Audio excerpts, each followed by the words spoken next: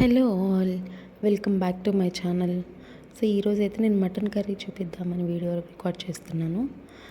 రెగ్యులర్గా చికెన్ ఎక్కువగా తెప్పించుకుంటూ ఉంటాము, కానీ ఈసారి సరే కొంచెం మటన్ తెచ్చుకుందామని 1/2 కిలో మటన్ తెచ్చుకుంటే నా అరచేతిలోకి వచ్చింది లిటరల్లీ.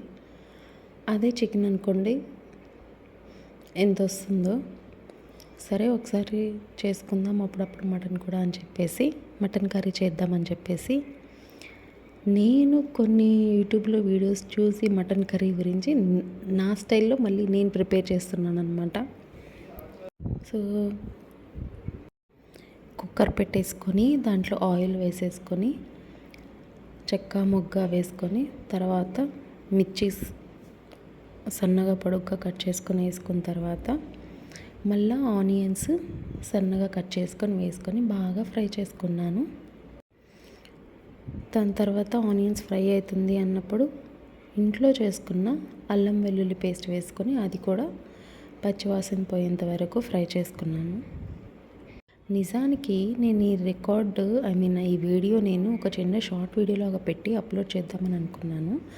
నేను వీడియో తీసుకునేటప్పుడు ఇబ్బంది పడుతున్నానని చెప్పేసి మా హస్బెండ్ వచ్చేసి నేను హెల్ప్ చేస్తానని చెప్పేసి దాన్ని షూట్ చేశారు. తీరా చూస్తే అది లాంగ్ వీడియోలో రికార్డ్ చేస్తారు. తీసేంతసేపు నేను గమనించలేదు, తీసిన తర్వాత నేను గమనించాను. అందుకని చెప్పేసి లాంగ్ వీడియో లాగే పెట్టేస్తున్నాను. తర్వాత అల్లం వెల్లుల్లి పేస్ట్ ఫ్రై అయిన తర్వాత దాంట్లో మటన్ వేసి తర్వాత ఉప్పు పసుపు వేసి కొంచెం కాసేపు ఫ్రై చేసుకున్నాను అనమాట.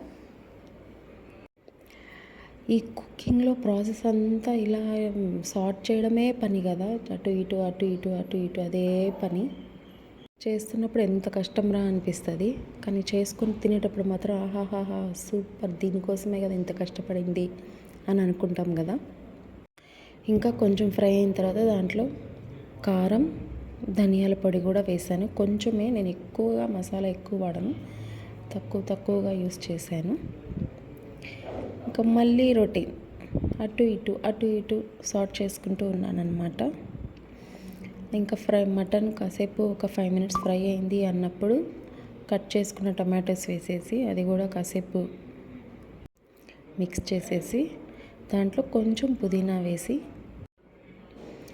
దాంట్లో కొద్దిగా పెరుగేసాను అనమాట, కొంచెం మెత్తగా ఉడుకుతుందని చెప్పేసి.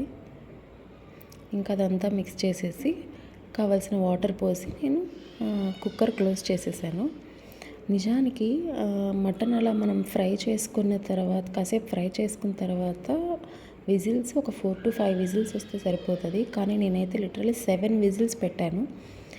తర్వాత తీసి చూసిన తర్వాత కూడా చేత్తో ప్రెస్ చేస్తేమో పీస్ వచ్చేసి బాగా ఉడికినట్లు నింది, కానీ తింటుంటే ఏమో కొంచెం ఇంకా ఉడకాలి అనిపించింది.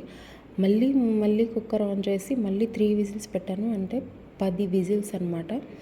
మటన్ చూడడానికి మెత్తగా ఉన్నింది కానీ మటన్ కొంచెం ముదురు అనమాట. సో ఎలా అయితే ఫైనల్లీ మటన్ కర్రీ అయితే చేసేసాను. లాస్ట్లో కొత్తిమీర వేసేసి మటన్ కర్రీ అయితే రెడీ అయిపోయింది. మీరు మాత్రం సబ్స్క్రైబ్ చేసుకోవడం మర్చిపోకండి.